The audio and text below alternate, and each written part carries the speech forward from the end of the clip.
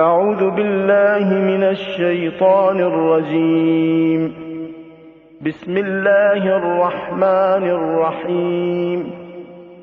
الحمد لله رب العالمين الرحمن الرحيم مالك يوم الدين إياك نعبد وإياك نستعين اهدنا الصراط المستقيم صراط الذين أنعمت عليهم غير المغضوب عليهم ولا الضالين.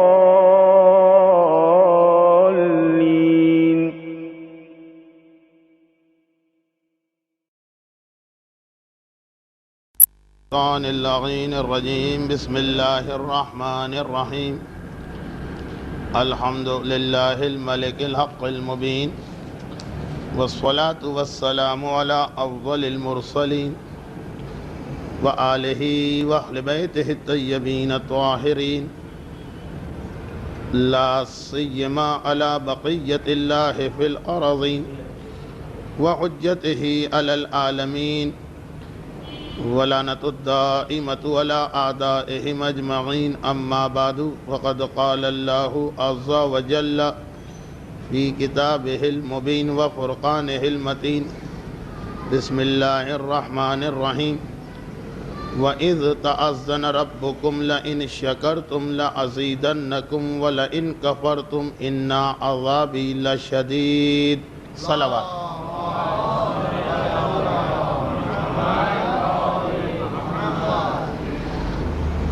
جیسا کہ اعلان کیا جا چکا تھا، ماہ مبارک رمضان کی ان مجالس کا بنیادی عنوان امام کے حالات ہیں، اور خصوصیت کے ساتھ وہ حالات کے جو اس سے پہلے عمومی تقاریر جو میں نے کی تھی اس میں بھی ان کا تذکرہ نہیں تھا، یعنی غیبت صغرا اور غیبت کبریٰ کے حالات. البتہ اس کے پہلو بہ پہلو بعض تقاریر میں تھوڑا تھوڑا ظہور کی نشانیوں پر بھی روشنی ڈالنے کی کوشش کی جائے گی، اور جو میرا اصلی عنوان رہتا ہے کہ یہ تمام باتیں کتابی باتیں نہ رہیں، بلکہ اس کے حوالے سے ہماری جو عملی زندگی کی ذمہ داریاں ہیں. البتہ یہ میں یقیناً معذرت کے ساتھ عرض کر دوں کہ جس موضوع پہ گزشتہ 7-8 دن سے گفتگو ہوئی اس کے کچھ باقی ماندہ حصے آج کی تقریر میں اپنے مقام پر آئیں گے، لیکن بحیثیت موضوع نہیں.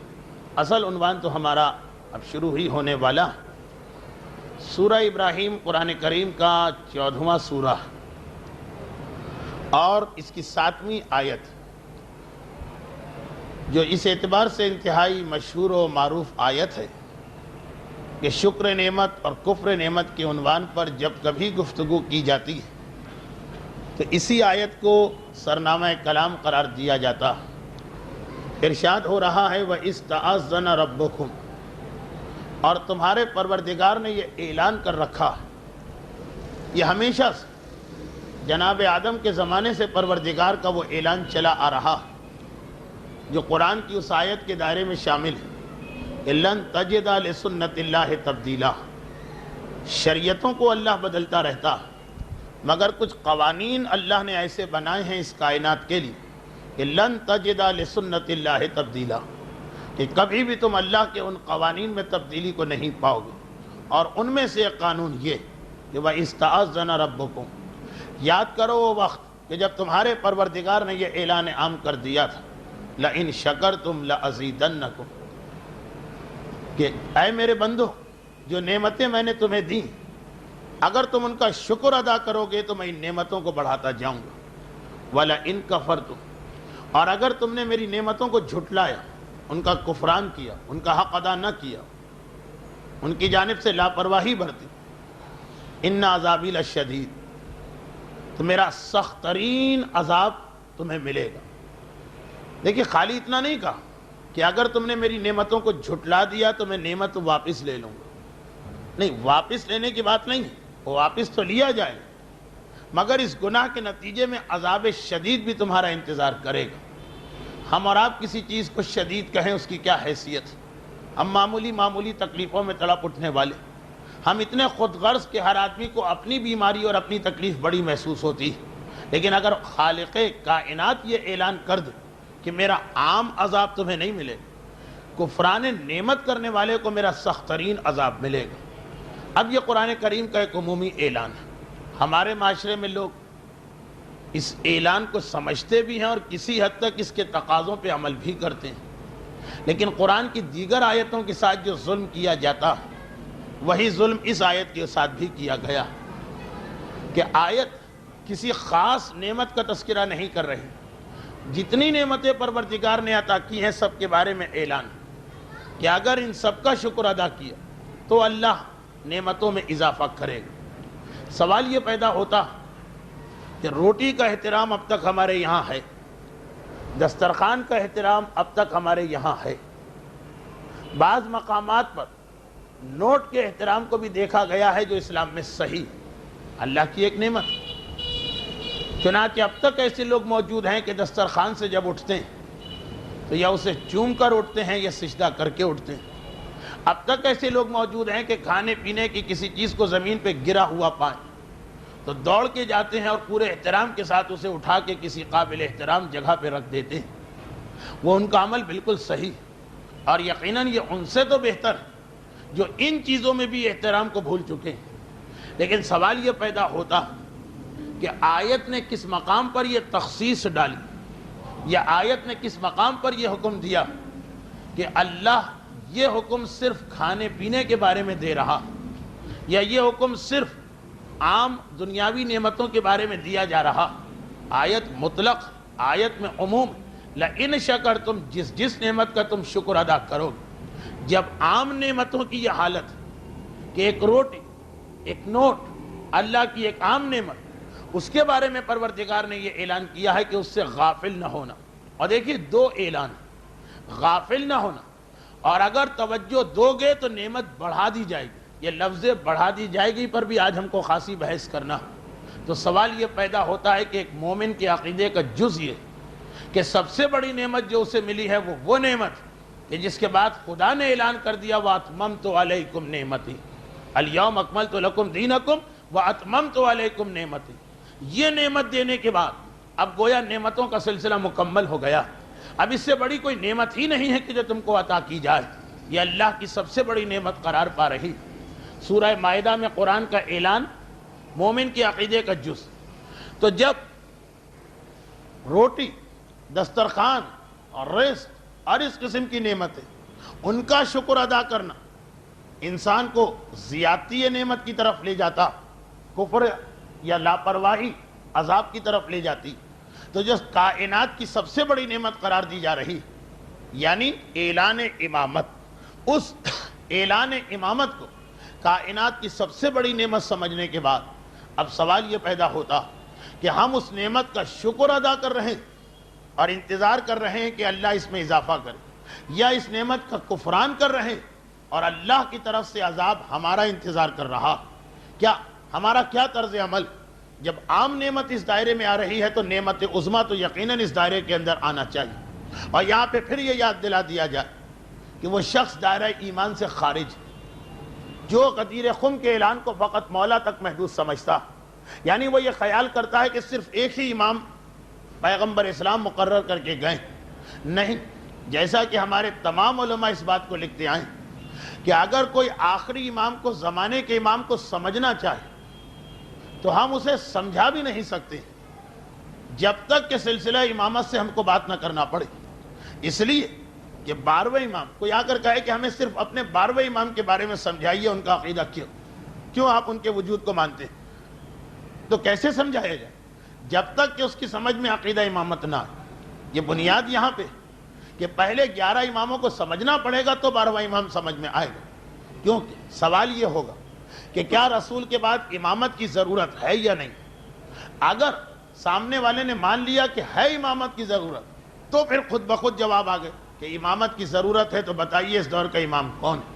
لیکن اگر امامت کی بات وہ سمجھنے کو تیار نہیں، اردو میں ہم بعض اوقات ایسے ہی مسئلے پر بحث ہوتی ہے تو کہتے ہیں کہ جڑ کو چھوڑ کے آپ پتوں پہ ہاتھ ڈال رہے ہیں، اس سے فائدہ نہیں، بلکہ بنیاد سے یہ مسئلہ سمجھانا پڑتا. بہت ہی مشہور واقعہ کہ جس وقت ایران کے ایک عالم پاکستان تو خیر نہیں، غیر منقسم ہندوستان میں آئے تھے، تو لاہور کے اندر وہ جو مشہور ترین اردو شاعر علامہ اقبال، ان سے جب بات ہوئی تھی تو انہوں نے یہ کہا کہ یہ 12واں امام میری سمجھ میں نہیں آ رہا. تو اس وقت ان ایرانی عالم کا جملہ بہت مشہور ہو گیا تھا. انہوں نے مسکرا کے کہا تھا کہ چھوڑ دے 12ویں امام، آپ 11 کو سمجھ جائیے اور ان کو قبول کر لیجئے، یہی کافی. اس لیے کہ جو 11 کو مان لے گا وہ آٹومیٹک 12 کو مانے گا. 11 کو کس بیس پہ مانے گا، 11 کو کس بنا پہ مانے گا؟ ان کی امامت کو، ان کی شخصیت کو نہیں، اسی بنیاد پہ مانے گا کہ رسول کے بعد ایک وارث و جانشین ہونا چاہیے. جہاں 11 مانے تو 12واں سمجھ میں آ جاتا. تو غدیر خم کا اعلان وہ در حقیقت یہ اصولی اعلان تھا کہ رسول کے بعد ایک جانشین ہونا چاہیے. اور اسی وجہ سے علامہ مجلسی نے اپنی اس کتاب میں جو وہ مکمل نہیں کر سکے، حیات القلوب، 3 جلدوں میں یہ کتاب لکھنا تھی. پہلی جلد میں انبیاء کے حالات، اس کا اردو ترجمہ بھی ہو چکا ہے، ضرور پڑھی. دوسری جلد میں پیغمبر اسلام کے حالات، اس کا بھی اردو ترجمہ ہو چکا ہے، ضرور پڑھی. تیسری جلد میں 13 معصوموں کے حالات. مگر اس جلد کا صرف ابتدائی حصہ یا مقدمہ لکھ پائے تھے کہ امامت کی اہمیت کیا، پھر حالات لکھنا تھے کہ انتقال ہو گئے. چنانچہ جتنا انہوں نے لکھا اس کا بھی اردو ترجمہ ہو چکا. وہ سب سے مختصر حصہ، کیونکہ کتاب تو لکھی نہیں گئی تھی، وجود امام کی اہمیت، وہ بہت ہی دلچسپ لیکن علمی کتاب ہے. اس میں ایک چیپٹر علامہ مجلسی نے قائم کیا، معصومین کی حدیثیں. جس نے 11 کو مانا اور 12ویں کو نہیں مانا وہ بھی ایمان سے خارج مرا اور جاہلیت کی موت پہ مرا، جو پیغمبر کا فرمان. تو 12واں امام اپنی جگہ خود ایک حیثیت رکھتا. 11 کو مان بھی لیں اور 12ویں کو نہ مانے تو گویا جاہلیت کی موت ہوگی. لیکن میرا موضوع یہ کہ ان احادیث کی بنا پہ اس سوال یہ پیدا ہوا کہ جو شروع میں نے ایک سوال قائم کیا تھا اور مجھے معلوم تھا کہ اس کا جواب آپ کیا دیں گے، اس جواب سے بچنے کے لیے پھر میں نے یہ ساری بحث کی. اب آئیے دوبارہ وہاں پر پہنچ جائیں کہ سوال یہ پیدا ہوتا ہے جب روٹی اور دسترخوان جیسی نعمتوں کا شکر ادا کرنا ہمارا فریضہ بھی ہے اور اللہ کی بشارت بھی ہے کہ اس سے نعمت بڑھ جاتی، اور ان نعمتوں کا شکر ادا نہ کرنا یہ گناہ بھی ہے اور اللہ کی طرف سے عذاب کا اعلان بھی. تو جو سب سے بڑی نعمت ہے وجود امامت، اس کا بھی شکر ہم کو ادا کرنا، اور اس کی طرف سے لاپرواہی بھی دعوت عذاب. لیکن نعمت امامت کا شکر آپ کہیں گے کہ ہم ادا کرتے ہیں. 18 ذی الحج غدیر کا دن ہمارے امام بارگاہوں کا چراغا دیکھی، 2 مہینے 8 دن ایام عزا میں ہماری مصروفیات دیکھی. وہ کس کے لیے؟ امامت کے لیے. ہر ولادت و شہادت کے موقع پر ہماری مسجدوں، محفلوں اور امام باڑوں میں جشن ولادت اور مجلس مصائب منعقد ہوا کرتی. انہی چیزوں کا نام، پہلی بات تو یہ کہ کیا انہی کا نام شکر نعمت ہے، اور دوسری بات یہ ہے اس سلسلے میں کہ پھر گھوم پھر کے بات وہاں پہ آتی ہے کہ ہر امام کا ایک حق، جو ہمارا اس زمانے کا امام، اگر ہم نے غدیر کے جشن کو منا لیا تو بہرحال امام زمانہ کے حوالے سے ہم نے اس نعمت کا شکر کیا ادا کیا. ہمارا کون سا ایسا فعل ہے جسے ہم پروردگار کے سامنے پیش کریں اور کہیں کہ پروردگارہ دیکھ، اس طرح سے ہم اپنے امام زمانہ کے وجود کا شکر ادا کر رہے ہیں. کون سا ہمارا عمل ایسا ہے جسے شکر کے اندر شامل سمجھا جائے؟ شکر خالی شکرن للہ کہہ دینے کا نام تو نہیں. ہمارا کون سا ایسا فعل، شکرن للہ آپ نے کہا اور روٹی کو اٹھا کے مثلا ٹوائلٹ میں ڈال دیا، تو کیا اللہ فقط شکرن للہ سن کر کہے گا کہ آپ نے حق رزق ادا کر دیا یا نہیں؟ زبان کا شکر اور عمل دونوں مل کے بتاتے ہیں. ہم نے ایک مرتبہ کہا، جیسا ہمارا غیروں پہ اعتراض کہ غیر کہتے ہیں کہ خالی آپ ہی ٹھیکیدار نہیں علی اور حسین کے، ہم بھی تو ان کو مانتے ہیں اور ان کا حق ادا کر رہے ہیں. تو ہم کہتے ہیں آپ کا ماننا کس کام کا کہ آپ ان کو بھی مانتے ہیں اور ان کے قاتلوں کو بھی مانتے ہیں؟ یہ کون سا ماننا ہوا؟ ہمارا یہ اعتراض خود بتا رہا کہ جو شکر کہا جاتا ہے اس کے اندر زبان اور عمل میں مطابقت ہونا چاہیے. چنانچہ اگر ہم قرآن کی تعریف کر کے اس کو ٹھوکر مار رہے ہیں، کیا کوئی بھی عقل رکھنے والا کہے گا کہ چونکہ آپ نے تعریف قرآن کر دی ہے تو گویا شکر ادا کر دیا؟ لیکن اگر ایک طرف سے تعریف کی تو دوسری طرف سے یہ بھی تو دیکھیے کہ آپ نے اپنے عمل کے ذریعے سے قرآن کو کیا نقصان پہنچا دیا. جو ابھی میں نے اس سے پہلے خمس کے عنوان پہ گفتگو کی تھی کہ یہ بھی کوئی خمس ہوا کہ آپ نے 1000 روپے خمس کے دیے اور مرجے سے کسی نام سے 1500 روپے واپس لے لیے. یہ کون سی ادائیگی خمس ہو رہی؟ وہاں چاہے اس کو نظر انداز کیا جائے، لیکن کل رات کا مسئلہ جو آغا خوئی کا جملہ تھا کہ اللہ تو ان چیزوں کو دیکھ رہا، چاہے دنیا میں کوئی پکڑ کرے یا نہ کرے. تو ہم اور آپ بھی اپنی عام زندگی خالی اسی چیز کو شکر ادا کرنا نہیں مانتے. ایک آدمی جہاں بیٹھتا ہے اپنے والدین کی تعریف کرتا، لیکن گھر میں والدین فاقے کر رہے، وہ توجہ دینے کو تیار نہیں، اپنا الگ مکان لے کے بیٹھ چکا. جاننے والا تو کسی بھی محفل میں اس کو شرمندہ کر دے گا کہ یہ تم کیا اپنے والدین کی تعریف کر رہے. 2-4 جملے ان کی تعریف کے کہہ دیے، وہ بھوکوں مر رہے، کوئی ان کی خدمت کرنے والا نہیں، کوئی ان کو دوا لا کے دینے والا نہیں. تو دیکھیے ہمارا اور آپ کا جو عام زندگی کا مسئلہ، میں ان مثالوں کے حوالے سے بات کر رہا ہوں کہ ہمارے یہاں ہر آدمی پلٹ کے کہے گا کہ ہم نے غدیر کا جشن منا لیا، یہ مولا کا شکر ادا ہو گیا. ہم نے کربلا کا ماتم کر لیا، یہ کربلا کا شکر ادا ہو گیا. عام زندگی میں ہم زبان والی بات کو خود شکر نہیں مانتے، بلکہ اگر عمل سے بھی کبھی اچھائی کریں، مگر صبح کا عمل کچھ اور شام کا عمل کچھ. صبح ہم نے قرآن کو عطر لگا کے جستان میں لپیٹا اور شام کو ٹھوکر مار کے پھینک دیا، تو وہ صبح کا عمل اس بات کی دلیل نہیں بنے گا کہ اب اگر ہم قرآن کی توہین بھی کریں تو اللہ اس کو شکر سمجھے گا. تو شکر، زبان والا شکر، ہم اور آپ خود بھی اپنی عام زندگی میں اس کو صحیح شکر نہیں سمجھتے. لیکن جہاں بات امامت کی آتی تو بس زبان والی بات کو ہی ہم سمجھتے ہیں کہ حق ادا کر دیا. تو جہاں تک پہلے امام کا تعلق، بہت ہی جلد اگلے ہی ہفتے میں، بلکہ ابھی 3-4 دن کے بعد شہادت کی مجلسوں کے حوالے سے کچھ بات ہوگی. لیکن آج سے جو میرا موضوع شروع ہو رہا وہ امام زمانہ. اللہ نے یہ نعمت ہم کو عطا کی اور اس اعلان کے ساتھ کہ جو نعمت میں تم کو دے رہا ہوں اس نعمت کے بارے میں ایک دنیا کا مسئلہ ہے، ایک آخرت کا مسئلہ ہے. دنیا کا مسئلہ یہ، لاپرواہی کرو گے عذاب آئے گا. خالی نعمت کو نہیں لیا جائے گا، عذاب آئے گا. توجہ دو گے تو نعمت بڑھا دی جائے گی. اور آخرت کا مسئلہ وَلَتُسْأَلُنَّ يَوْمَئِذٍ عَنِ النَّعِيمِ. اور اس آیت کے بارے میں تو خاص امام کی حدیث کہ تمہیں پتا ہے کہ اس سے کیا مراد ہے؟ امام کہہ رہے اس سے مراد ہم وہ نعمتیں، لَتُسْأَلُنَّ يَوْمَئِذٍ عَنِ النَّعِيمِ. قیامت کے دن ہم تم سے سوال کریں گے نعمتوں کے بارے میں. امام فرما رہے ہیں تمہیں پتا ہے کون سی نعیم ہے؟ معصومین کا ایک نام اسی لیے نعیم بھی.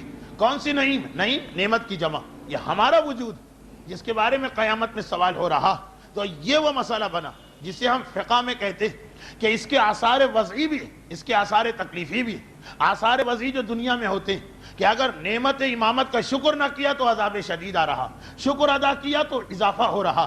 اور اس آثار تکلیفی بھی ہیں کہ قیامت میں اور قبر میں اس کا جواب دینا پڑے گا. امام زمانہ، اور امام زمانہ بھی وہ امام کہ جس سے ہم کو براہ راست فائدہ بھی مل رہا. اب دیکھیں یہاں 2 باتیں جمع ہو گئی. ایک تو یہ کہ اللہ کی نعمت ہے امام. شاید میں نے شیخ صدوق کا جملہ بھی پڑھا تھا کہ خواب میں امام نے آ کر اسی حوالے سے بات کی تھی. امام اللہ کی نعمت ہے، اس لیے ان کا شکر ادا کرنا. اور اسلام میں ایک دوسرا مسئلہ آتا. دوسرا مسئلہ بعض علماء نے تو اس روایت کا تیسرا ٹکڑا یہی بیان کیا. کون سا مسئلہ؟ سورہ رحمان کی آیت نمبر 60، حل جزاء الاحسان الا الاحسان. کیا احسان کا بدلہ احسان کے علاوہ کچھ ہو سکتا؟ اور یہ جو ایک بہت ہی مشہور حدیث ہے جس کے پہلے 2 حصے تو سب علماء مانتے ہیں، تیسرے پہ اختلاف ہے کہ تیسرا جز کیا. حرم اللہ الجنہ علی الثلاثہ. شاید تیسری ہی رمضان کو بات ہوئی کہ 3 گناہگار ایسے ہیں جن پہ اللہ نے جنت تو چھوڑو بوئے جنت کو بھی حرام کر دیا. وہ جنت کی بو بھی نہیں سونگھ پائیں. اور وہ 3 میں سے عاقل والدین و قاطع رحم تو طے شدہ بات ہے. والدین کو اذیت دینے والا اور رشتہ دار کا حق ادا نہ کرنے والا. تیسرے میں کچھ نے کہا هو المنان، یہ منان. اور کچھ نے کہا نہیں، یہ وہ آدمی ہے کہ جو احسان فراموش، جس پر کوئی احسان کر رہا اور وہ اس احسان کو یاد کرنے کو تیار نہیں، احسان کا حق ادا کرنے کو تیار نہیں، احسان کو بھلا کے بیٹھ جاتا. اللہ نے جنت تو جنت، ایسے آدمی پر بوئے جنت کو بھی حرام کر دیا. جناب موسیٰ کا ایک بہت ہی مشہور واقعہ ہے، اس وقت بیان کرنے کی مہلت نہیں. تو امام زمانہ میں دونوں چیزیں جمع ہو رہی. وہ اللہ کی نعمت، اس لیے ہمیں شکر ادا کرنا ہے امام کا. اور وہ ہمارے محسن ہیں، اس لیے ہمیں ان کی خاطر بھی ان کے احسان کا حق ادا کرنا. وہ محسن کیوں؟ کس لیے محسن؟ عقائد کے اعتبار سے تو ہیں، لیکن دنیاوی اعتبار سے جمعے کے خطبات میں اکثر علماء دوسرے خطبے میں جب ایک ایک امام پر درود و سلام کی بات آتی ہے تو 14ویں معصوم پر پہنچ کر پھر یہ حدیثیں بھی پڑھتے ہیں جو معصوم کی حدیث محسن اس لیے کہ وَبِوُجُودِهِ ثَبَّتَتِ الْأَرْضُ وَالسَّمَاءُ وَبِيُمْنِهِ رُزِقَ الْوَرَى، یہ امام کا جملہ کہ یاد رکھو جو زمانے کا امام ہوتا اس کے وجود کی وجہ سے یہ زمین و آسمان قائم. اللہ نے اس زمین و آسمان کو کیوں برقرار رکھا؟ اس لیے کہ ایک اللہ کی حجت موجود، اور یہ پیغمبر کا جملہ بھی کہ جب تک وہ حجت نہیں آئے گی زمین و آسمان ختم نہیں ہو سکتے.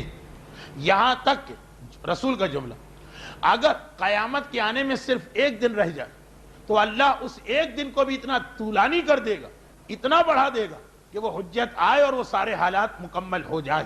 قیامت نہیں آ سکتی، یعنی زمین و آسمان کی تباہی ممکن نہیں.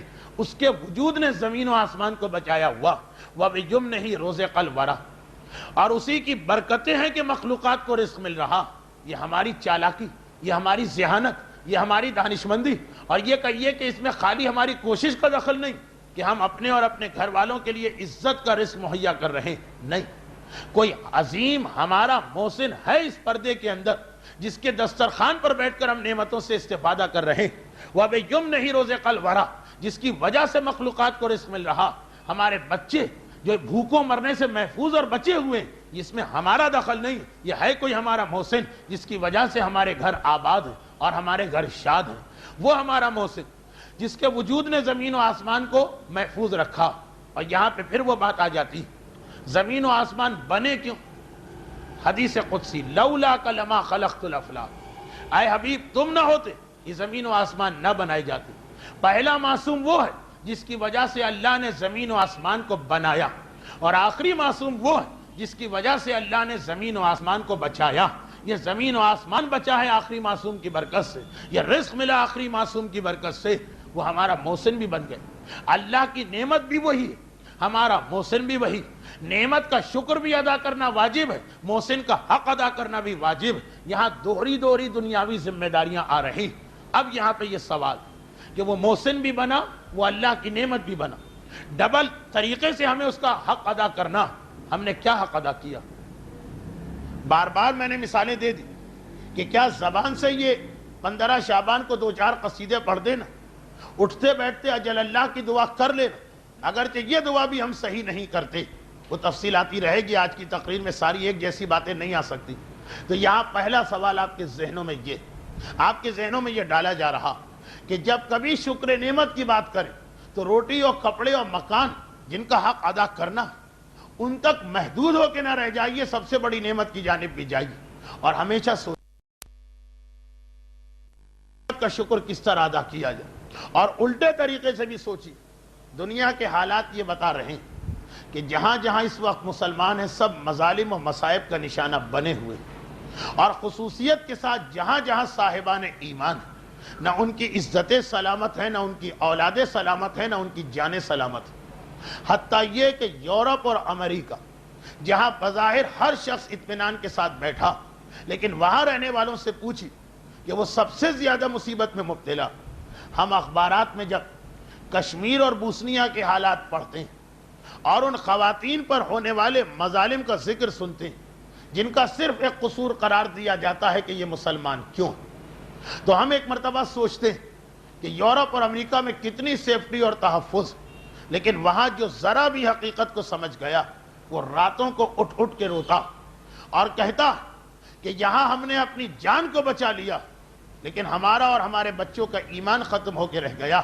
وہ بعض اوقات یہ فیصلہ نہیں کر پاتے کہ بوسنیا کی عورت کی جو بے حرمتی ہو رہی وہ بڑا ظلم ہے، یا امریکہ میں جو ایک سیدانی یا ایک مومنہ عورت کی بے حیائی اور بے شرمی کی زندگی ہے وہ بڑا مسئلہ.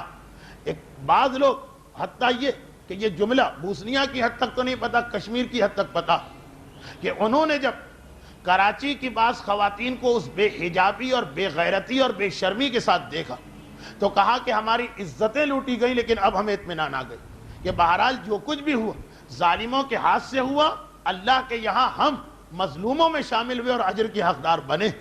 مگر ان سے تو بہتر کہ جن کے محلے، جن کی کوٹھیاں، جن کے مکانات سب محفوظ، اور اس کے بعد یہ اس طرح سے اللہ کی نافرمانیاں کر رہی ٹھیک ہے ان عورتوں کو تو پتا بھی نہیں کہ یہ کیا کر رہی، لیکن جس کی عزت لٹ گئی ہے اس نے یہ منظر دیکھ کے کہا شکر ہے خدا کا کہ بہرحال ظالم کے ہاتھ سے ہم لوٹے گئے اپنے ہاتھوں سے نہیں، اور جو ہم پر ظلم ہوا اس کے بعد ہمیں اس کا اجر و صلہ تو مل رہا، یہ تو نہیں ہے کہ یہ عیاشی اور اس کے بعد عذاب ساتھ میں آ رہا۔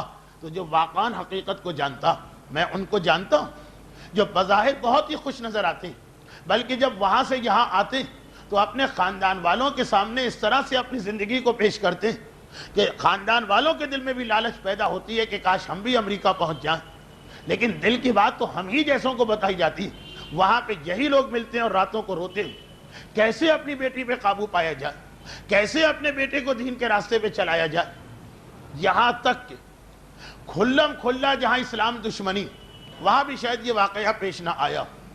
وہ اخبار کی کٹنگ میرے پاس، وہ واقعہ ایک سیدانی کا اور اس کے نام کے ساتھ جعفری، کہ عاشورے کے دن لاس اینجلس میں ایک ہندوستانی وہ جو ایک وفد آتا ہے ڈانسنگ اور گانے وانے کے جو لوگ جاتے ہیں وہ گروپ آیا اور اس میں پہلا انعام عاشورے کے دن بہترین ڈانس کرنے کے اوپر ایک سیدانی کو ملا جو مس ڈاکٹر فلاں جعفری، ان کا نام میں نہیں لینا چاہتا، وہ اخبار میرے پاس موجود ہے کٹنگ کے ساتھ، ایک مومن نے دیا۔ عاشورے کا دن جو بہرحال اب تک ایک قابل احترام دن سمجھا جاتا ہے، جعفری ان کے نام کا جز اور مشہور و معروف شخصیت ہیں لاس اینجلس کے مومنین۔ عاشورے کے دن جو گانے کا کمپٹیشن ہوا جو کہ پہلا انعام ملا گانے اور ڈانس کے اندر، دیکھیے یہ حالت ہے امریکہ، کشمیر کی اور بوسنیا کی ایک مسلمان عورت، اس کی عزت لٹ جائے لیکن جب وہ یہ دیکھتی وہ مطمئن ہو جاتی۔ اب سوال یہ پیدا ہوتا، میں کہیں اور نہیں جا رہا ہوں، واپس آتا ہوں اپنے موضوع پر، سوال یہ پیدا ہوتا کہ یہ ساری مصیبتیں، یہ سارا عذاب مسلمانوں کے پیچھے کیوں لگا ہوا، اور پھر اس میں بھی خاص صاحبان ایمان، کیونکہ جب عیسائی اور یہودی حملہ کرتے ہیں تو وہ سارے مسلمانوں پہ حملہ کرتے ہیں، اس میں بھی ہم مارے جاتے ہیں، اور جب بعض نام نہاد صدام جیسے مسلمان بھی اٹیک کرتے ہیں تو وہ بھی ہم ہی پہ اٹیک کیا کرتے ہیں، اپنوں کے ہاتھوں تو ہم مرتے ہیں، غیروں کے ہاتھوں تو ہم مرتے ہیں۔ کیا فقط اللہ ہمارا امتحان لے رہا اس لیے ہم پہ یہ مصیبتیں آ رہی، یا سورہ ابراہیم کا اعلان آثار وضعی کی صورت میں ہماری زندگیوں میں آ رہا؟ ایسا تو نہیں کہ ہم یہ سوچ کے خوش ہو رہے ہوں کہ چلو اتنے مظالم صدام کے ہاتھوں ہوئے، اللہ ہمیں اجر دے گا، اور اللہ کہے کہ یہ اجر کی بات ہی نہیں، یہی تو میرا شدید عذاب ہے جس کا میں نے اعلان کیا، یہ تو عذاب ہے تمہارے اوپر، کوئی امتحان نہیں۔ ایسا تو نہیں کہ امام زمانہ کی نعمت کا شکر ادا نہ کرنے کی بنیاد پر ہم اس عذاب میں مبتلا کیے جا رہے ہیں کہ جہاں بھی دنیا میں ہیں وہاں پہ ہم ہی ہر دشمن کا ٹارگٹ اس وقت بنے ہوئے ہیں، چاہے وہ بے حیائی اور بے شرمی کے ہتھیار سے ہم پہ حملہ کر رہے ہیں، اور چاہے وہ یہ مادی ہتھیاروں سے ہم پہ حملہ کر رہے ہیں۔ پھر یاد کر لیجئے قرآن کا اعلان کہ اللہ کی جس نعمت کا شکر کرو گے وہ بڑھ جائے گی، اور جس نعمت کی لاپرواہی برتو گے آج تمہارے اوپر عذاب شدید آ جائے۔ واقعا ہم نے اپنی زندگیوں سے امام زمانہ کو نکال پھینکا۔ میں ایک مجموعی اعتبار سے ایک عام بات کر رہا ہوں، ہو سکتا ہے کہ ابھی 1 یا 2% مرد اور عورتیں ایسی جو امام زمانہ کی غیبت میں تڑپ کی زندگی گزار رہے ہیں، لیکن مجموعی اعتبار سے تشیع کو دیکھی، جس کو یہ نعمت ملی اور یاد نہیں کیا جا رہا، کفران نعمت کیا جا رہا۔ اور ایک بات اور بتا دی جائے کہ یہاں پر میں نے شروع میں آپ سے کہا تھا، اس وقت تو آپ آدھے سے بھی کم تھے، شروع میں نے آپ سے یہ گزارش کی تھی کہ آیت کے 2 جملوں پہ توجہ دیجیے گا، اگر لاپرواہی برتو گے تو عذاب شدید آئے گا، وہ ہمارے سامنے، اور قرآن نے کیا کہا، اور اگر شکر ادا کرو گے، شکر ادا کرو گے، یہ نہیں کہا کہ نعمت برقرار رہے گی۔ دیکھیں کہنا یہ چاہیے تھا، یعنی اگر قرآن کی آیت بنانے کی ذمہ داری ایک عام مومن کو دے دی جاتی تو آیت اس طرح بنتی کہ اللہ نعمت دے رہا، شکر کرو تو نعمت رہے گی، کفران نعمت کرو تو نعمت چھن جائے گی۔ مگر عجیب بات کہ دونوں اعلان قرآن نے کیے ہی نہیں۔ شکر کرو تو یہ نہیں کہا کہ نعمت تم کو ملتی رہے گی، کیا کہا کہ یہ نعمت نہیں، یہ نعمت بڑھ کے ملے گی، ڈبل ہو جائے گی، 6 گنا ہو جائے گی۔ کفر نعمت کرو تو یہ نہیں کہا کہ نعمت چھین لی جائے گی، نہیں، نعمت تو چھنے گی، عذاب شدید بھی تم پہ آ جائے گا۔ جتنا خدا بڑھا کے شکر میں دیتا اتنا ہی سخت عذاب کفران نعمت میں دیتا۔ اب دیکھیے یہاں پر پھر میں پھنسا ظاہری اعتبار سے کہ اگر اس آیت کے دائرے میں امام بھی شامل ہے کہ نعمت امامت کا شکر ادا کرو تو قرآن نے یہ نہیں کہا کہ نعمت ملتی رہے گی، قرآن نے کہا بڑھ جائے گی۔ امام زمانہ، اس آیت سے پتہ چلا کہ امام اس اصول میں شامل نہیں۔ کیوں؟ اس لیے کہ ہم نے پہلے امام کی نعمت پہ شکر ادا کیا، ہمیں دوسرا امام مل گئے، دوسری امامت کا شکر ادا کیا، تیسرا امام مل گئے، 12ویں امام کا شکر ادا کریں گے۔ قرآن کا وعدہ ہے نعمت کو بڑھانا ہے، کیا بڑھے گی نعمت؟ کیا کوئی 13واں امام آ جائے گا؟ نہ یہ ہمارے عقیدے میں ہے، نہ عقل سے قبول کرتی ہے، نہ نقل۔ اب سوال یہ کہ اگر اس آیت میں 12ویں امام شامل ہیں تو یہ آیت تو ان پہ پورا اتر ہی نہیں رہی، اس نعمت میں تو اضافہ ممکن ہی نہیں، مگر نہیں، یہی میرا موضوع ہے۔ اس سال کی تقاریر کا موضوع یہی جملہ کہ 12ویں امام کا بھی شکر ادا کرو تو صرف یہ نہیں کہ نعمت ملے گی، نعمت بڑھ جائے گی۔ 12ویں امام میں کیا نعمت بڑھے گی؟ جو اکثر میں کہتا ہوں کہ جب بھی قرآن کہے یا حدیث کہے بڑھ جانا، کبھی بڑھنا تعداد میں ہوتا ہے، کبھی بڑھنا کیفیت میں ہوتا ہے، کمیت اور کیفیت، کوانٹٹی اور کوالٹی۔ اب باقی ہر امام کا شکر ادا کیا تو وہ تعداد کے اعتبار سے بڑھ گئے، ہر امام کے بعد دوسرا امام، وہ مسئلہ ہے کمیت کا، وہ مسئلہ ہے کوانٹٹی کا۔ 12ویں امام کی نعمت کا شکر ادا کرو تو یہ مسئلہ کوانٹٹی کا تو نہیں ہو سکتا ہے، 13 تو یہ کوالٹی کا مسئلہ ہے۔ اور وہ کس طرح کہ ابھی امام غائب ہے، امام کا شکر ادا کرو، وہی امام رہے گا لیکن ظاہر ہونے کے بعد۔ اور یہی ہمارا مدعا، یہی ہمارا مقصود، اور یہی قرآن کا اعلان۔ گویا اس وقت جو جملہ میں نے کہا اب یہ الٹا کر کے اس طرح سے بنایا جا سکتا کہ چونکہ ہم لوگ نعمت امامت کا شکر ادا نہیں کر رہے اس لیے امام پردہ غیبت میں۔ اگر ہم امامت کا شکر ادا کرنا سیکھ جائیں تو یاد رکھیے ہمارا امام آج ظاہر ہو سکتا۔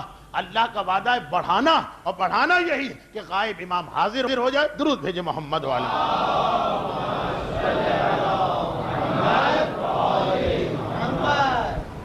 اب یہ سوال کہ کس طرح سے ہم شکر ادا کریں کہ امام ظاہر ہو جائیں، یہ ہمارا اصل موضوع، اور اسی کے ساتھ ہمیشہ ایک ضمنی سوال بنے گا۔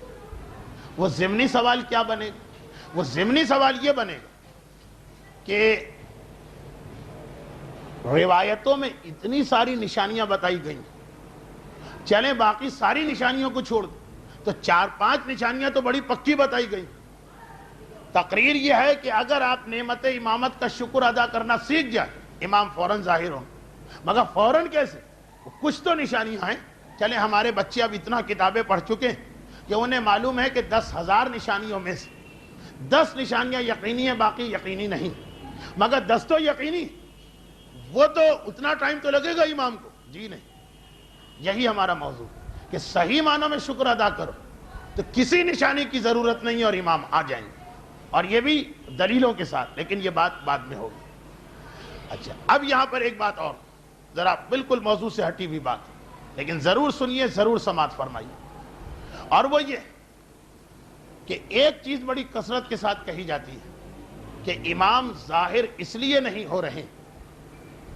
میں نے جو آپ کے سامنے آرگومنٹ پیش کیا یا جو میرا اپنا دعویٰ تھا وہ آپ نے سنا، اس کی تفصیل تھوڑی بہت کل آئے گی، تھوڑی اس لیے میں نے کہا کہ کل شب ولادت ہمارا موضوع ذرا تاریخ پر زیادہ ہوگا، اور پرسوں سے انشاءاللہ تفصیل کے ساتھ۔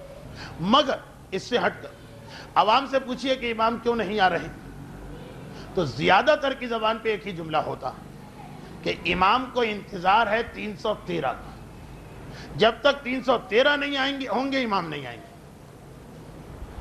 ہمارے ان نوجوانوں نے جو 7-8 سال سے امام کے حالات پڑھ رہے ہیں اتنا تو سمجھ لیا کہ اس جملے کا یہ مطلب نہیں کہ امام جب آئیں گے تو صرف 313 ساتھی ہوں گے، معلوم ہے کہ 10,000 سے زیادہ کا لشکر آئے گا۔ ابھی ذرا بے ترتیب گفتگو ہے، تھوڑی تھوڑی تفصیلات آنے والی، اتنا تو سمجھ لیا۔ مگر وہی بات کہ پہلے لوگ سمجھتے تھے کہ امام کو صرف 313 کا انتظار ہے، اب لوگ سمجھتے ہیں کہ 313 کی کوئی اہمیت ہی نہیں، وہ اصل لشکر تو 10,000 کا۔ نہ وہ بات صحیح تھی نہ یہ بات صحیح، دونوں باتیں مل کر ہیں۔ امام کو جب آئیں گے تو 10,000 سے بڑا لشکر ملے گا، چنانچہ کسی کو مایوس سے نا امید نہیں ہونا، لیکن 313 کا انتظار تو ہے امام کو، وہ 313 تو ہیں۔ اس کے اچھا اب پھر کیا بات بنی؟ اس کا ایک جواب میں 2 سال پہلے کھارادر میں دے چکا ہوں، یہ دوسرا جواب ہے جو آج کل آپ بہت لوگوں سے سن رہے ہیں۔ پھر بھی اس لیے اس کو ملا دوں کہ میری تقریر میں ہی بات نامکمل نہ رہے. دیکھیے 313 کا تو امام کو انتظار ہے. جس دن 313 کا عدد پورا ہو گیا اس دن امام ظاہر ہو جائیں گے. اور یہ 313 کا عدد ظہور کی 10 یقینی نشانیوں میں سے ایک ہے. اس 313 جس دن وہ 313واں مومن پیدا ہو گیا, وہ 313 کے گروپ میں آ گئے, اس دن جتنے باقی لوگ بھی ہوں گے جو خلوص دل سے امام کو یاد کر رہے, امام ان سب کو اپنے ساتھ بلا لیں گے. لیکن امام ان کا انتظار نہیں کر رہے کہ مثلا 10,000 ہو جائیں, 15,000, وہ تو نہیں. وہ 2 ہوں, 10,000 ہوں, 10 لاکھ. امام دیکھ رہے ادھر 313 ہو جائیں. اب فوراً ایک سوال کہ کیا ابھی تک 313 نہیں ہوئی؟ یہ فرق دیکھیے گا اور توجہ کے ساتھ. وہ دھوکہ نہیں کھائیے گا کہ ہم اس 313 میں شامل ہو سکتے ہیں یا نہیں. 313 وہ جو امام کو چاہیے وہ اس معیار کے چاہیے کہ جس معیار کے ہو سکتا ہے کہ بہت سے صاحبان علم بھی نہ ہو. البتہ جو اس معیار پر نہیں, جو اس معیار پر نہیں, یہ نہیں ہے کہ وہ برا آدمی, یہ نہیں ہے کہ وہ غلط آدمی, یہ نہیں ہے کہ وہ گناہگار آدمی, نہیں. 313 امام کو چاہیے سلمان فارسی ٹائپ کے.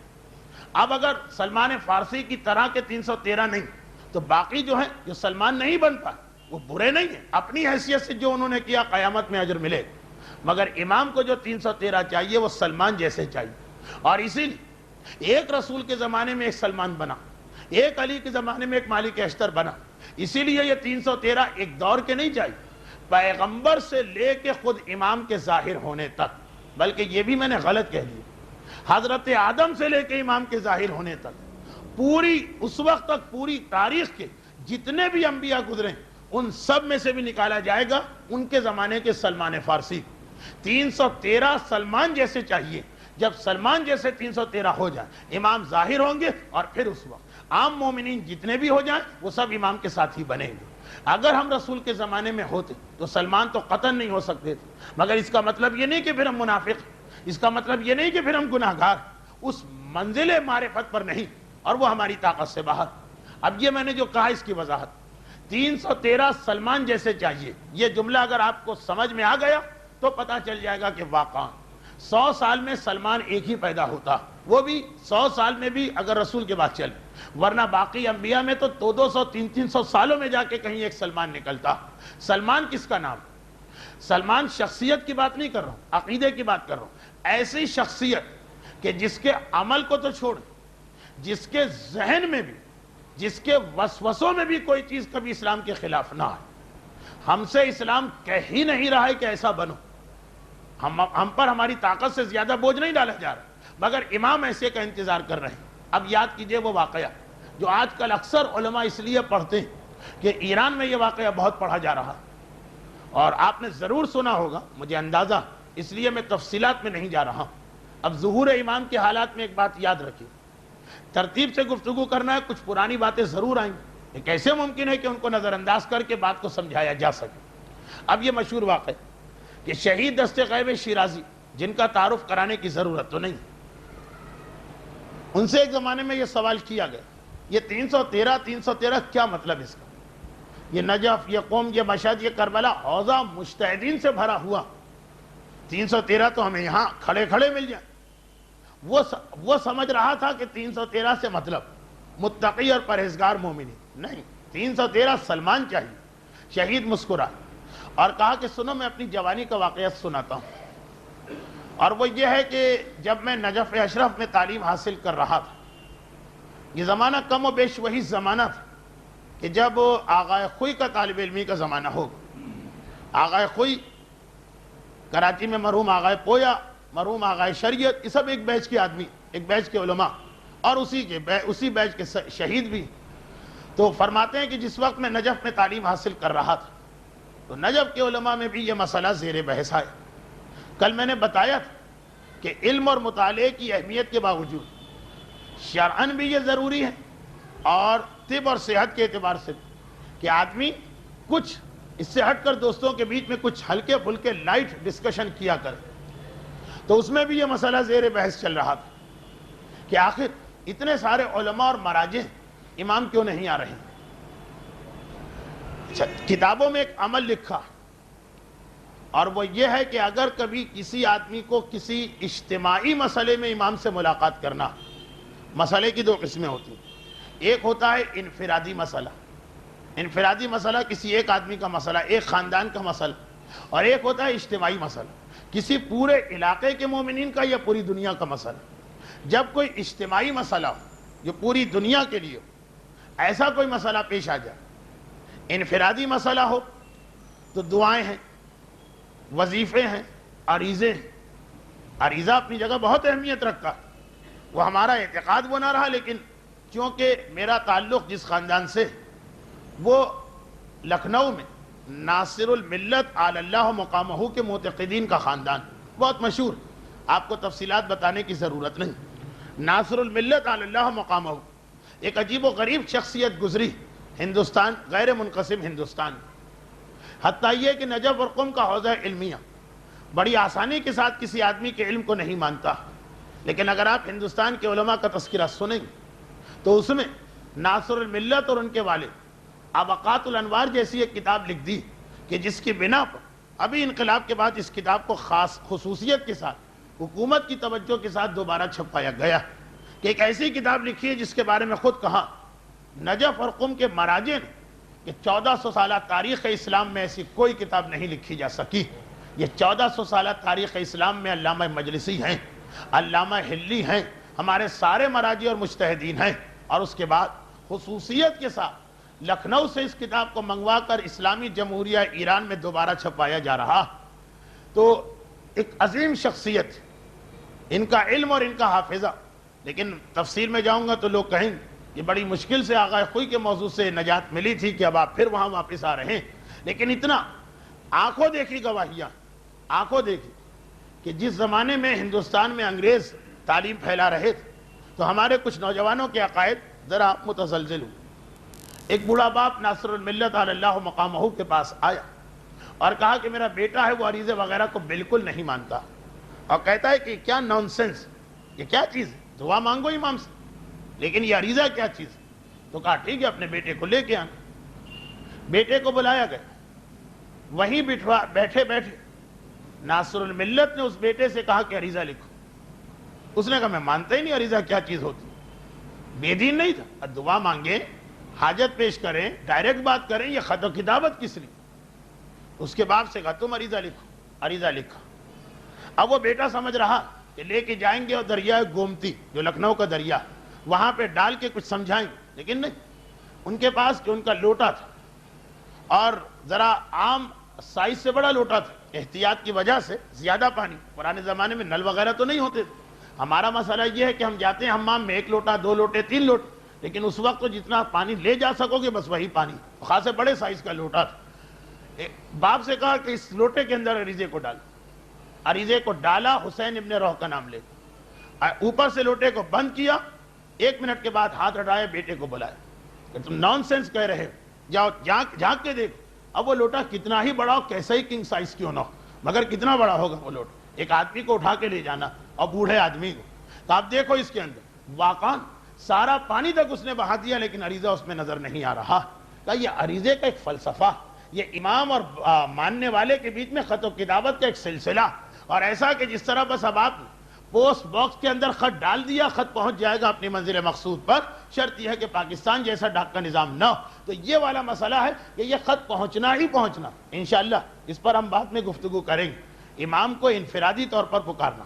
لیکن اگر اجتماعی مسئلہ، عریضہ ہے انفرادی مسئلے کا نام، مولا صحت چاہیے، مولا اولاد چاہیے، مولا فلاں نعمت چاہیے، اور اس کے بھی حدود ہے کہ کون سا عریضہ کس پریشانی میں لکھنا چاہیے، نہ بہت زیادہ عام کر دو اور نہ ہی اس کو بالکل چھوڑ دو۔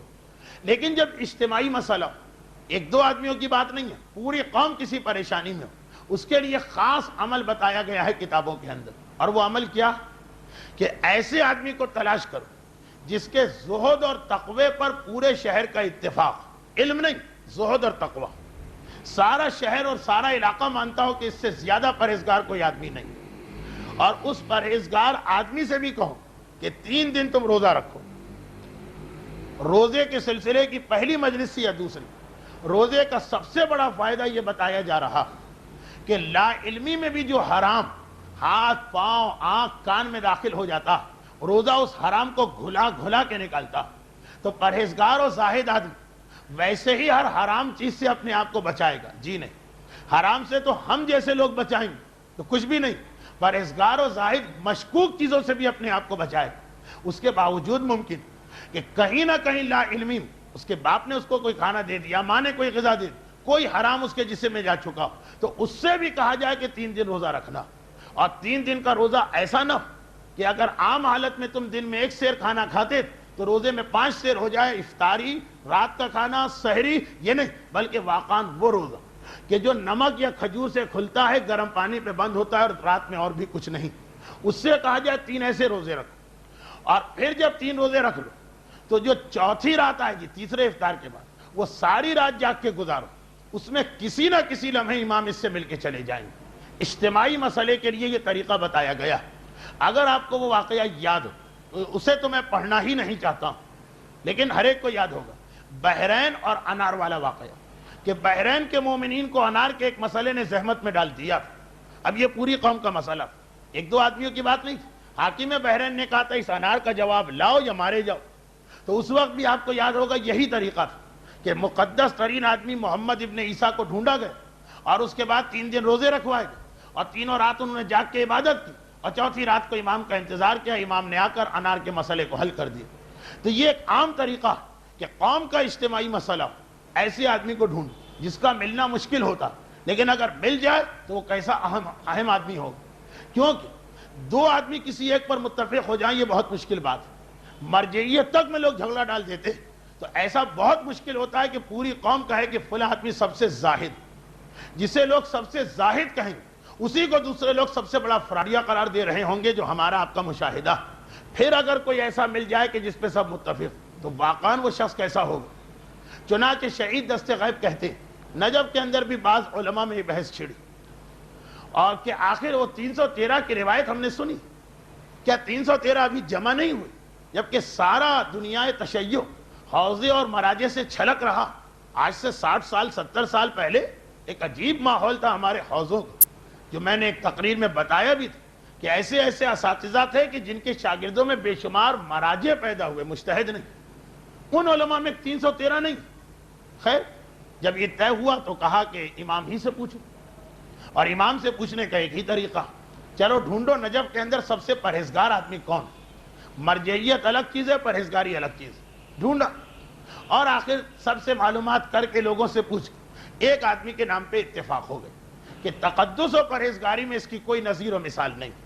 اس آدمی کے پاس گئے اور جا کر کہا ہمارا یہ مسئلہ, اور ایسے آدمی کو بھی, کیونکہ پورے کسی کے ایک آدمی کا مسئلہ نہیں, پورے شیعت کا مسئلہ ہوتا ہے یا اس علاقے کے مومنین کا, اسے ان کی خواہش پوری کرنا.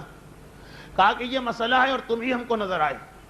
اس نے پہلی بات وہی کہی جو کہنا چاہیے تھا, کہ جو آپ کہہ رہے ہیں مجھے پتا ہے کہ میں کیا ہوں, کچھ بھی نہیں, البتہ آپ کا اصرار ہے تو جو خدمت میں دے سکتا ہوں دوں گا.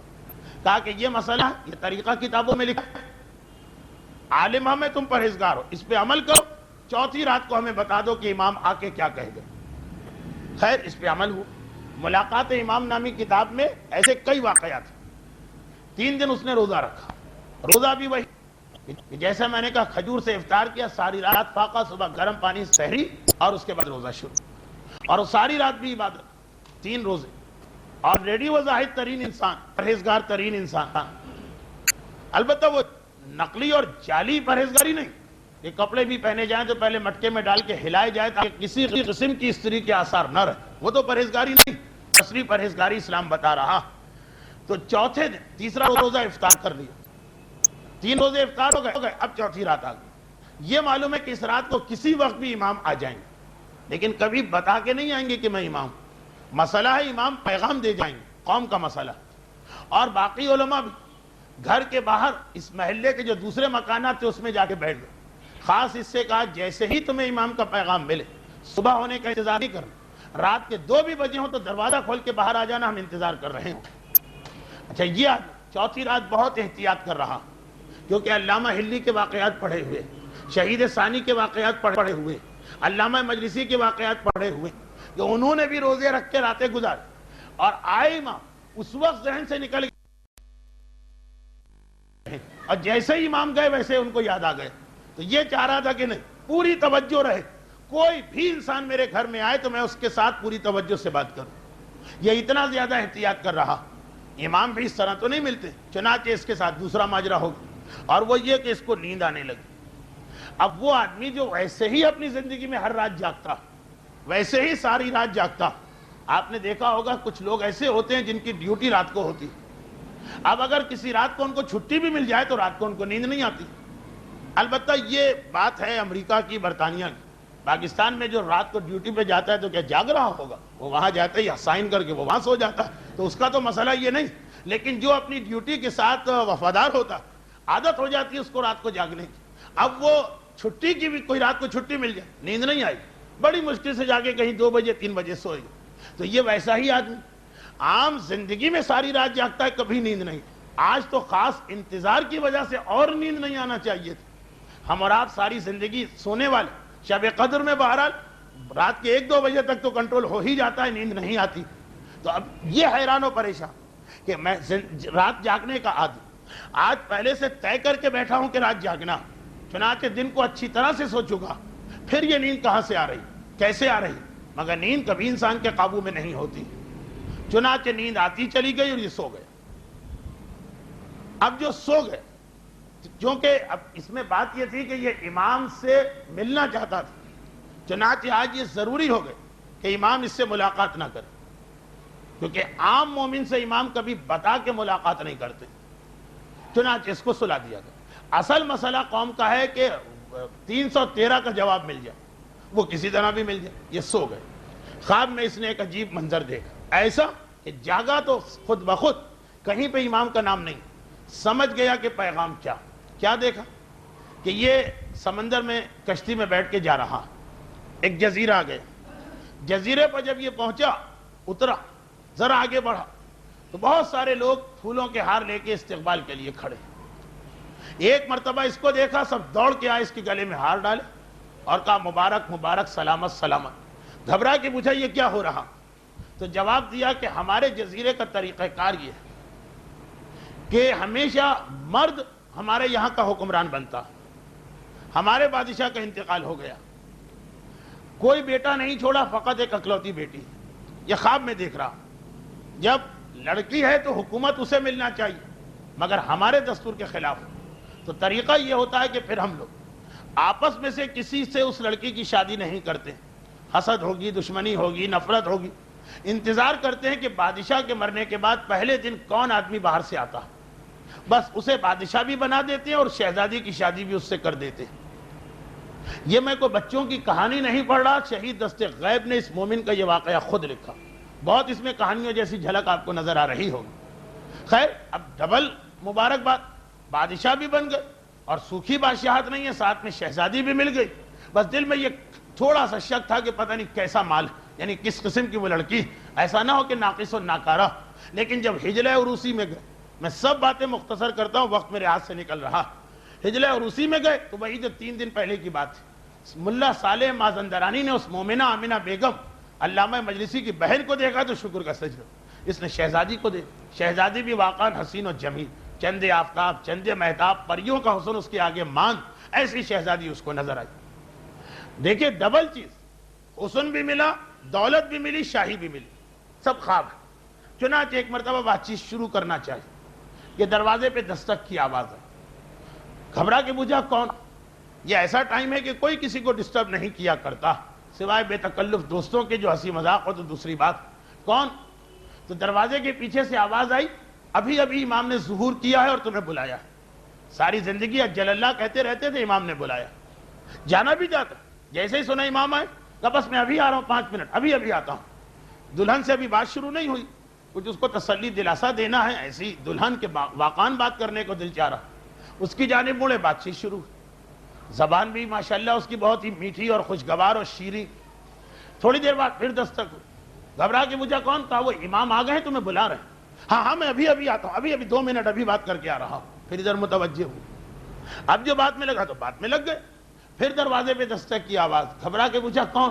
کہا امام آ چکے ہیں، تمہیں بلایا جا رہا، تمہارا انتظار ہو رہا۔ جواب تو دیا کہ ابھی آتا ہوں، لیکن بے اختیار دل میں یہ خیال آ گیا کہ میں اتنے سالوں سے امام کو بلا رہا تھا، اسی وقت آنا تھا. ایک وسوسہ سا دل کے اندر گزر گیا، ذرا 10 منٹ دیر سے آ جاتے تو کیا حرج تھا، عین اسی موقع پہ آنا. خالی ایک خیال سا دل میں گزرا، زبان پہ یہی تھا کہ آ رہا ہوں، مگر دل میں خیال آ گیا. آنکھ کھل گئی، کہاں کی شہزادی، کہاں کا ہجلے عروسی، کہاں کی دلہن، کہاں کا دولہا. لیکن زاہد و عابد آدمی تھے، دیکھا کہ میں نجس بھی ہو چکا ہوں، اذان ہو رہی ہے یعنی رات ختم ہو چکی اور امام نہیں آیا. البتہ سمجھ گئے کہ اصل چیز امام نہیں تھے، اصل چیز مسئلہ تھا. دروازہ کھول کے باہر نکلے. وہاں ساری رات لوگ جاگے اور تڑپ رہے کہ اس سے پہلے کے واقعات میں سنتے تھے کہ 12 بجے امام آ گئے، 1 بجے امام آ گئے. یہاں رات ختم ہوئی جا رہی، امام نظر نہیں آ رہے.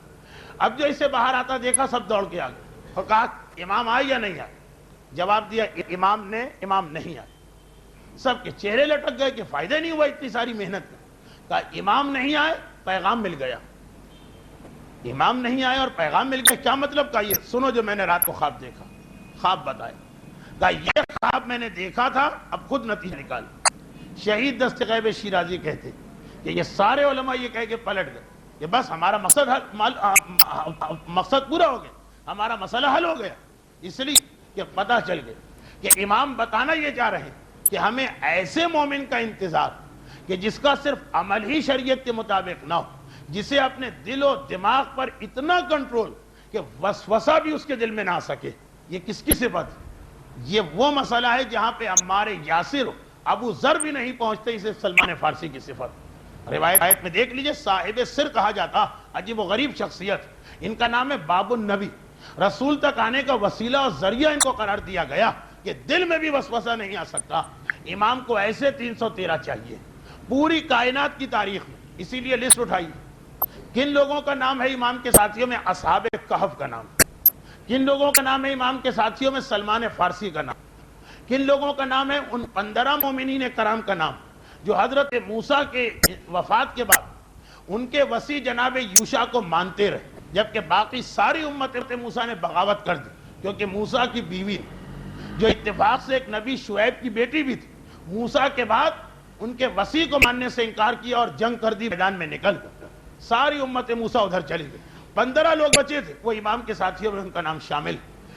تو پتا چلا کہ 313 کی روایت بالکل غلط نہیں. ہم اس 313 میں شامل ہو ہی نہیں سکتے، لیکن امام ایسے 313 ڈھونڈ رہے ہیں جس میں بہت سے مراجع اور مجتہدین بھی شامل نہیں ہوں گے. اور وہ یہ ہیں کہ جن کا دل اور دماغ اس حد تک تابع شریعت و تابع امام. جب ایسے 313 آ جائیں گے اس دن امام آئیں گے. اور ان 313 کے علاوہ اس دن باقی مومنین میں جن کا عمل ٹھیک، چاہے دل ان کا ٹھیک نہ ہو، وہ سب بھی لشکر امام میں شامل کیے جائیں گے. اب پھر وہی بات کہ پھر تو بات ہو گئی 313 کی. یہ جملہ کیوں کہا گیا کہ اگر ہم چاہیں تو امام آ جا سکتے ہیں؟ اس کی تشریح کے لیے انتظار کیجئے آنے والی تقاریر کا. میں کسی خاص دن کی بات نہیں کر سکتا. موضوع شروع ہو چکا ہے.